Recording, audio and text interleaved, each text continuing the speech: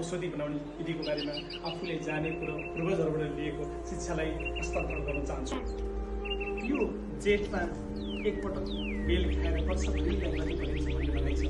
अहिले मैले यो बेलको परिकार बनाउनलाई यसका घाँजीहरू निकालेर अनि यसको शरबत बनाउने प्रयास गर्छु र यहाँलाई सबको चाहिँ सन्देश दिने गरी निकालिएका पश्चात यो घाँजी निकालेर टेस्ट भनिसकेको बेलको जुसलाई कसरी प्रयोग गर्ने भन्ने विधिबारे यहाँ चिसो पानीमा बेलको जुस शरीरलाई असाध्यै अमृत मानिन्छ।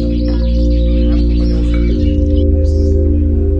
शरीरको पाचन प्रणालीलाई वर्षमा एकचोटि खायो भने वर्षभरि पाचन प्रणाली तन्दुरुस्त हुन्छन् भन्ने चाहिँ मान्यता जीवित छ। र यसमा चाहिँ हामीले बिर्सन नहुने पुदिना पनि खानुपर्छ। यसले यो चर्को घाम र यो अवस्थित तनावहरू र यो पाचन प्रणालीलाई गरिमा खाएका कुराहरू सहसँग नपच्ने यो समस्यालाई चाहिँ सधैँका लागि दूर गर्छ।